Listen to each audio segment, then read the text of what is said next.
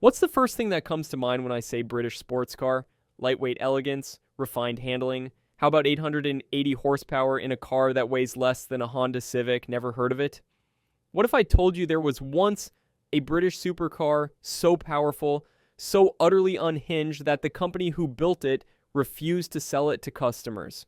Not because it was too expensive, not because they couldn't build enough, but because they were genuinely afraid someone would die. This is the story of the TVR Cerbera Speed 12. Now don't get me wrong, TVR had always been a bit mental. That's kind of their thing. While other British manufacturers were obsessing over leather interiors and wood trim, TVR was busy stuffing American V8s into fiberglass bodies, held together with what I can only describe as enthusiasm and industrial adhesive. But in 1996, something changed. Peter Wheeler, the magnificent lunatic who owned TVR at the time, decided that what the world really needed was a British answer to the McLaren F1, except, more powerful and less stable, and significantly more likely to kill you. The concept was simple enough. Take two of TVR's straight six engines, weld them together at the crank to create a V12, add two turbochargers because apparently a naturally aspirated V12 wasn't insane enough, and stuff the whole thing into a car that looked like it was designed by someone who'd only ever seen sports cars described over a bad phone connection. The result?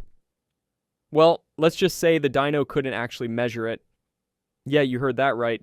The engine was so powerful it broke the dynamometer. The technicians estimated somewhere around 880 horsepower, but honestly, nobody really knows. It could have been 900. It could have been 1,000. At that point, does it really matter? Here's where things get interesting. TVR decided to homologate this thing for GT1 racing, because nothing says sensible business decision like building a race car that makes a Viper look understated. The racing version, and I use that term loosely because calling it a racing version implies there was a street version that was somehow less extreme, which there wasn't, featured a 7.7-liter V12. That's 470 cubic inches for those of you keeping score at home, in a car that weighed 2,200 pounds. Let me put that in perspective for you. The power-to-weight ratio was approximately 800 horsepower per ton. A modern Bugatti Chiron, with its quad-turbo W16 and $1 million price tag, 550 horsepower per ton. The McLaren F1 that this thing was supposedly competing with, a measly 550 as well. The Speed 12 wasn't just playing in a different league, it was playing a completely different sport. While everyone else was playing chess, TVR showed up with a flamethrower. The development process was, shall we say, characteristically TVR. They didn't have access to a wind tunnel, so they just made the body as slippery looking as possible and hoped for the best. The suspension? They borrowed bits from here and there, modified them with angle grinders and welding torches, and called it good. Computer simulations? Finite element analysis, computational fluid dynamics? Nah. Peter Wheeler's philosophy was essentially build it, drive it, and if it doesn't kill you, it's probably fine. Actually, wait, I need to talk about Peter Wheeler for a second because you can't understand the Speed 12 without understanding the absolute madman who greenlit it. This is a guy who once said, and I quote, "Airbags are for people who can't drive." He refused to put ABS in TVRs because he thought it made drivers lazy. Traction control? That was for weaklings. Power steering? Why would you want to disconnect yourself from the road? The man was either a genius or completely insane, and honestly, probably both. So anyway, they build this thing, and immediately there's a problem. Well, several problems. First, nobody could actually drive it at full throttle.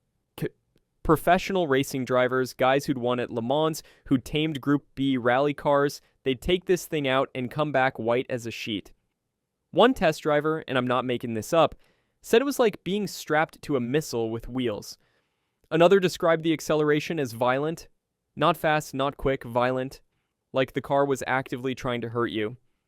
The chassis, if you could call it that, was essentially a steel tube frame wrapped in fiberglass panels that were about as structural as a politician's promises. The whole thing flexed and twisted under acceleration like it was made of rubber, which, incidentally, made the handling somewhat unpredictable. And by somewhat unpredictable, I mean, completely terrifying. You'd turn the wheel and there'd be this momentary delay while the chassis decided whether it wanted to follow your input or just continue in whatever direction the engine was currently throwing it. But here's the kicker. They actually entered this thing in racing. The 1997 FIA GT Championship, to be exact. And it was quick. Obscenely quick. In qualifying, it was setting times that would have put it on pole position. Unfortunately, and this is where TVR's approach to engineering really shines through, it couldn't actually finish a race. The gearbox would explode.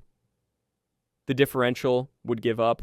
The engine, despite being two engines welded together, which you'd think would be bulletproof logic, would overheat and seize. It was the fastest car that never finished anything. Meanwhile, back at the factory, they're working on the road version. Because apparently someone looked at the race car that couldn't finish a single event and thought, you know what this needs? License plates. The road car was supposed to be slightly less powerful than the race version. I say supposed to be because nobody actually knows. They fitted it with a less aggressive cam profile and removed the racing restrictions, which somehow made it more powerful. TVR logic, ladies and gentlemen. Peter Wheeler decided he wanted to test the road car himself. This is a man in his 50s who thought the best way to evaluate a car was to drive it home on public roads. He made it about 3 miles before turning around and driving straight back to the factory. His exact words were absolutely unusable. This from a man who daily drove TVR's cars that most people considered undrivable on their best days. He said the car was too powerful, too wild, too dangerous to sell to the public. Think about that for a second. A car manufacturer, a company whose entire business model is selling cars, built a car and then decided it was too dangerous to sell. This wasn't a regulatory thing. Nobody told them they couldn't sell it, they just chose not to because they were genuinely concerned about customer safety. From TVR, the company that thought seatbelts were a suggestion. Actually, let me paint you a picture of what driving this thing was supposedly like. First, you'd start the engine. 7.7 liters of V12 would explode to life with a sound that can only be described as apocalyptic. It didn't purr, it didn't roar, it threatened. The whole car would shake, not vibrate, shake, like it was having a seizure. The clutch was essentially an on-off switch. There was no slipping it, no feathering. You either stalled or you launched. And when you launched, oh boy, the acceleration was so violent that drivers reported vision problems. Not from G-forces, although those were certainly present, but from the car shaking so violently that you literally couldn't focus on anything. The wheel spin would continue through third gear. Third gear. In a car with enough downforce to theoretically drive upside down at 200 miles per hour, you couldn't get the power down until you were already doing 100. The steering was another adventure entirely.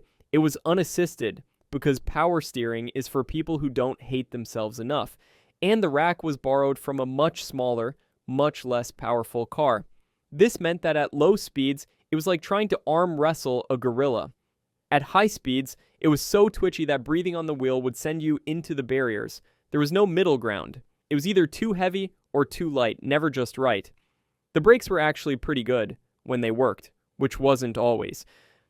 TVR had this charming habit of using whatever brake components they could find at a good price, which meant that sometimes you'd press the pedal and stop, and sometimes you'd press the pedal and pray. The Speed 12's brakes were supposedly race spec, but given TVR's interpretation of spec, that could mean anything from actually designed for racing to painted red. Now, you're probably thinking, surely they at least gave it some electronic aids to help tame this beast. Traction control, stability management, ABS. Come on. This is TVR we're talking about. The only driver aid was a small plaque on the dashboard that presumably said, "Good luck." Actually, no, they didn't even give you that. What they did give you was a speedometer that went to 240 miles per hour, which was wildly optimistic considering the car would probably disintegrate long before reaching that speed. The interior, and I use that term generously, was typical TVR, which is to say it looked like it was designed by someone who'd heard descriptions of car interiors but had never actually seen one. The dashboard was a collection of gauges scattered apparently at random. The switchgear was sourced from various parts bins, so you might have Ford indicators, Vauxhall window switches, and heater controls from what I'm pretty sure was a 1970s Austin Marina. The seats were racing buckets that held you in place, which was necessary because the acceleration forces would otherwise throw you into the back seat. Except there wasn't a back seat. Just a vague area where luggage would go if you were brave enough to take this thing on a trip. Here's where the story takes a turn. After Peter Wheeler's terrifying test drive, TVR made a decision that no car manufacturer had made before or since. They canceled the road car project, not because it was unprofitable, not because of regulations, not because of lack of demand. They had orders. People had put down deposits. Actual human beings with presumably functional brains had said, "Yes, I would like to purchase your death machine. Here is my money." And TVR said no. They offered to build track-only versions for those really determined to own one, but even then, they included a waiver that was essentially 30 pages of, "You're going to die, and it's not our fault." Only a handful were ever made. The exact number is disputed because TVR's record keeping was about as organized as their engineering process, but it's somewhere between 3 and 9. Each one slightly different because consistency was apparently for other manufacturers. One of these cars ended up in the hands of a British journalist who was allowed to drive it on a closed circuit. His review was essentially 2,000 words of barely coherent terror. He described the experience as like being shot out of a cannon while someone beats you with hammers. He said the car didn't accelerate so much as it attacked the horizon. At one point, he genuinely thought the car was going to flip over backwards under acceleration. On a flat straight. That's how violent the power delivery was. The thing is, and here's where it gets philosophical, the Speed 12 represented something pure. In an age where cars were becoming increasingly sanitized, computerized, safe, TVR built something that was none of those things. It was raw engineering taken to its absolute limit without any consideration for practicality, usability, or, honestly, sanity. It was the automotive equivalent of strapping a rocket to a shopping cart and seeing what happens. But there's something beautiful about that, isn't there? The absolute commitment to an idea, no matter how terrible that idea might be. Every other manufacturer would have dialed it back, added some electronic nannies, made it somewhat usable. Not TVR. They looked at a car that professional drivers couldn't handle and thought, yeah, this seems about right. Actually, let's talk about what could have been for a moment. Imagine if TVR had somehow made this thing work.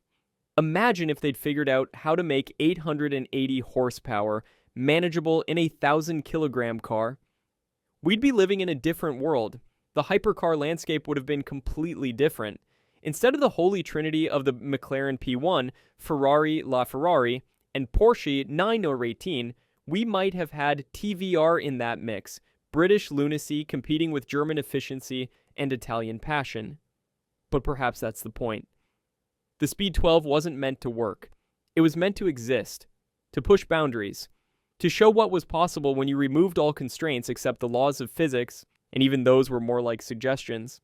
It was automotive art, if your definition of art includes might kill you. The racing program, predictably, was also abandoned.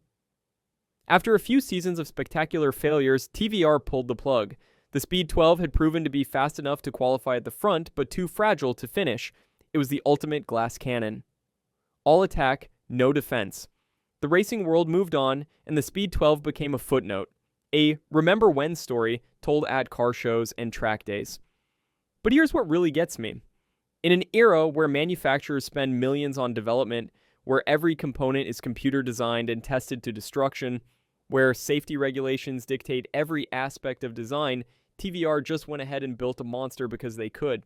No focus groups, no market research, no product planning committees, just a bunch of engineers in Blackpool with access to welding equipment and a spectacular disregard for conventional wisdom.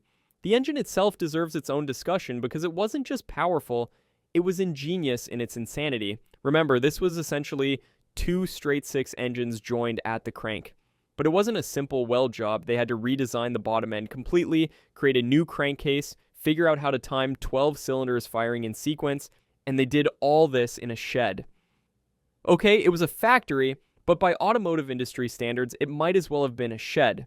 The sound it made was supposedly unlike anything else, not the smooth wail of a Ferrari V12 or the thunder of an American V8. It was described as angry, like the engine was personally offended by the existence of silence. At idle, it would shake the entire car. Windows would rattle. At full throttle, it was loud enough to set off car alarms from a quarter mile away. There's a story, possibly apocryphal, but I choose to believe it, that during testing at a circuit near a residential area, they received noise complaints from people 3 miles away. The aerodynamics were equally special. And by special, I mean special in the way your mom says you're special when you eat glue. The car looked aggressive, sure, with its massive front splitter and dinner table-sized rear wing, but whether any of it actually worked was another question entirely. TVR claimed it produced significant downforce, but given that they also claimed the car was drivable, I'd take that with a mountain of salt. The body panels were so thin that at high speed they would actually flex and deform. The door gaps would change. The hood would try to lift off despite the pins holding it down. It was less a car and more a collection of parts traveling in roughly the same direction. You want to know the really insane part? People still want them. Despite everything I've just told you, despite the fact that owning one is essentially signing up for bankruptcy and probable death, collectors are desperate to get their hands on a Speed 12. The few that exist change hands for obscene amounts of money. There's one in a museum that people make pilgrimages to see. It's become a legend, a myth, a cautionary tale, and an inspiration all at once. I think part of the appeal is that it represents a road not taken. Modern supercars are incredible machines, don't get me wrong. They're faster than ever, more capable than ever, safer than ever, but they're also somewhat sanitized. A modern Ferrari or Lamborghini is actually pretty easy to drive. You can use them as daily drivers if you're insane enough. They have traction control that actually works, stability management that keeps you out of the hedges, launch control that does the hard work for you. The Speed 12 had none of that. It was a car that required absolute commitment. You couldn't drive it at 7/10. It was 10/10 or death. There was no middle ground. It demanded respect in a way that modern cars just don't. It was dangerous, sure, but it was honest about it. It didn't pretend to be your friend. It was very clear about its intentions to murder you. Sometimes I wonder what TVR was thinking. I mean, I know what they were thinking. Let's build the most powerful car in the world. But did nobody at any point stop and ask whether they should? Was there not a single voice of reason in that company? Actually, knowing TVR, there probably was, and they were promptly ignored or possibly fired for negativity. The Speed 12's legacy is complicated. On one hand, it was a complete failure. It never raced successfully, never sold to the public, never made TVR any money. By any conventional metric, it was a disaster. But on the other hand, it's become one of the most legendary cars ever built. It's the car that was too dangerous to sell. The car that broke dynamometers. The car that professional drivers were afraid of. In failing, it succeeded in becoming immortal. Modern TVR, and yes, they're somehow still around despite bankruptcy, ownership changes, and general chaos, occasionally hints at building something similar, a spiritual successor to the Speed 12. But we all know it won't happen. Can't happen. The world has moved on. Regulations would never allow it. Insurance companies would have collective heart attacks. The lawyers alone would outnumber the engineers 10-1, but that's what makes the original Speed 12 so special. It existed in this brief window where a small British manufacturer could decide to build something absolutely mental and actually do it. No committees, no focus groups, no 5-year product plans, just pure unfiltered automotive insanity. Actually, here's a fun thought experiment. Imagine trying to pitch the Speed 12 today. You walk into a boardroom and say, I want to build a car with 880 horsepower, no electronic aids, a chassis that flexes under load, and handling so challenging that professional drivers can't manage it. Also, it'll be too dangerous to sell to customers. You'd be escorted out by security before you finish the sentence. The nearest modern equivalent would probably be something like the track-only hypercars, the Aston Martin Valkyrie AMR Pro, or the McLaren Solus.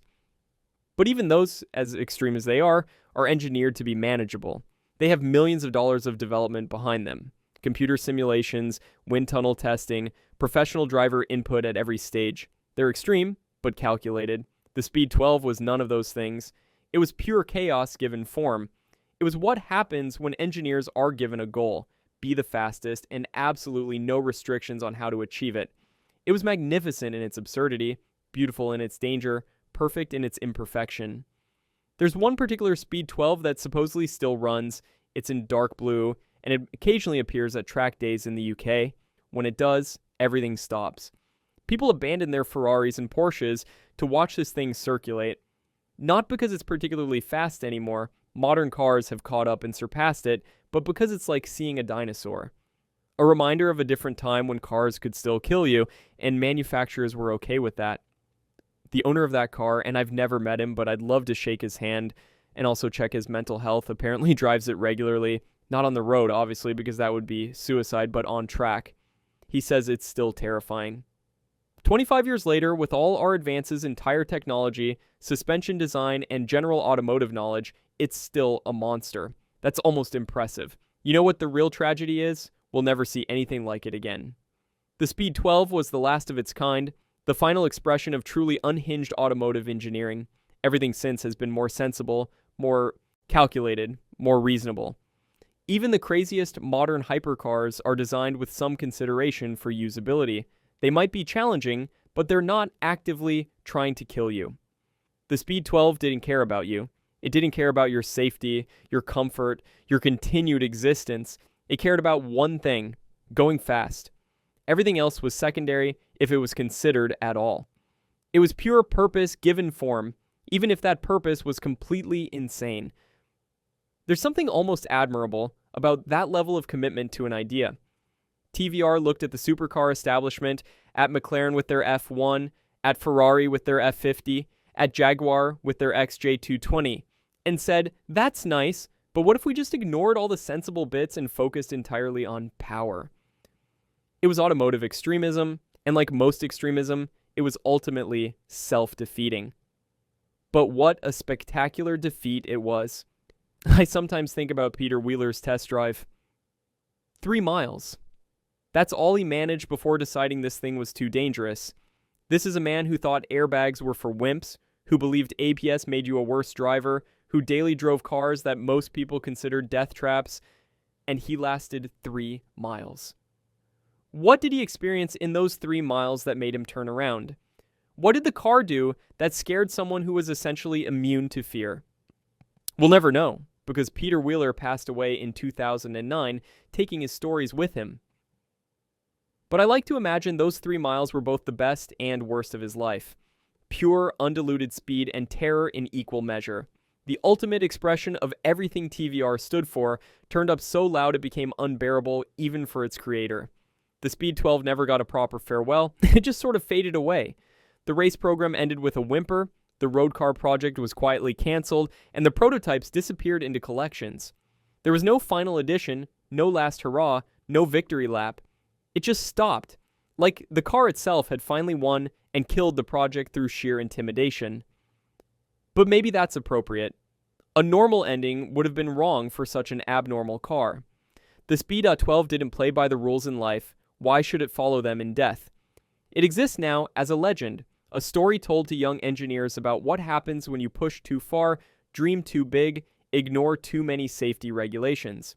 And yet, I can't help but admire it. In a world of compromise, of focus groups and safety regulations and corporate responsibility, the Speed 12 stood as a monument to not giving a damn. It was wrong in every way a car could be wrong, but it was wrong with such conviction that it became right. It was the automotive equivalent of flying too close to the sun, except instead of the wings made of wax, it was a chassis made of wishful thinking and an engine made of barely controlled explosions. Modern performance cars are objectively better in every measurable way. They're faster, safer, more reliable, more usable. But they're also less exciting, less dangerous, less pure. They're products of committee thinking, of risk assessment, of liability concerns. The Speed 12 was the product of someone saying, what if we just made it as powerful as possible and worried about everything else later? And then never getting around to that later part. Would I want to drive one? Absolutely not. I value my life too much. But I'm glad it existed. I'm glad that at some point in history, a group of mad Englishmen decided to build something so outrageously dangerous that even they thought it was too much. It reminds us that not everything has to make sense, not everything has to be practical, not everything has to be safe. The TVR Cerbera Speed 12 wasn't just a car, it was a statement, a two-fingered salute to convention, common sense, and self-preservation. It was everything wrong with the automotive industry and everything right with human ambition. It was too much of everything and not enough of anything else. It was perfect in its imperfection, successful in its failure, legendary in its obscurity. And that's why, 25 years later, we're still talking about it. Not because it was good, but because it dared to be bad in such a spectacular way. In a world of competence, it chose chaos. In a world of safety, it chose danger. In a world of compromise, it chose extremism. And while that ultimately led to its downfall, it also led to its immortality. The Speed 12 didn't succeed as a car, but it succeeded as an idea. The idea that sometimes, just sometimes, too much is exactly enough. So here's to the TVR Cerbera Speed 12, the car that was too dangerous to sell, the engine that was too powerful to measure, the dream that was too crazy to realize. It wasn't the hero we deserved, but it was the monster we needed. A reminder that in the pursuit of speed, sanity is optional, survival is negotiable, and sometimes the best stories come from the worst ideas. Rest in peace, you magnificent bastard. You were too beautiful for this world, and by beautiful, I mean absolutely terrifying.